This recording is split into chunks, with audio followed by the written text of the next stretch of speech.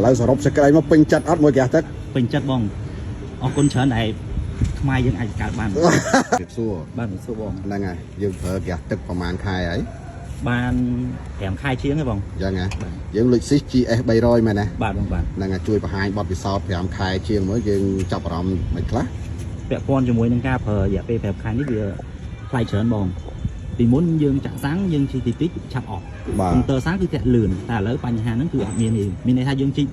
ថា5ត្រឡប់ជាងមកវាទៅធ្លាក់តិចកាលមុនឲ្យតែ2ត្រឡប់គឺអស់សាំងចុងពាក់កណ្ដាលតែឥឡូវអត់ទេហើយតាំងពីដាក់មកគឺការប្រើប្រាស់ល្អមែនទែនអញ្ចឹងហើយមានចាប់អារម្មណ៍វាស់វែងគីឡូអីទេពាក់ព័ន្ធមួយវាស់វែងគឺខ្ញុំវាស់ធ្លាប់វាស់ដែរពាក់ព័ន្ធជាមួយនឹងបើយើងចាក់សាំង10 20រៀលឬក៏ថា5 10រៀលវាបានតែ68ម៉ាយទេ$15ការមិនតាន់ដាក់ហើយជីកំផ្លែក៏ចាប់អស់ដែរតែឥឡូវយើងសាក់5 10រៀលដូចគ្នាពេលដែលយើងដាក់រយៈពេល2អាទិត្យវាបានដល់តែ125ម៉ាយអញ្ចឹងអូពីមុនការមិនតាន់ដាក់បានតែ60ម៉ាយជាងឯង60ម៉ាយជាងឥឡូវឡើងដល់125ម៉ាយ125ម៉ាយហ្នឹងហើយហ្នឹងពាក់ព័ន្ធជាមួយម៉ាយហ្នឹងគឺវា load estimate នៅក្នុងអេក្រង់នៅក្នុងក្រុងតែបើនៅខេត្តគឺវាស៊ីទីជាងហ្នឹងទៀតបើយើងរត់ខេត្តអញ្ចឹងបាទហើយរត់ឆ្ងាយទៅមិនដែរកម្ដៅម៉ាស៊ីនហើយនឹងលបឿនឡានអីមិនដែរ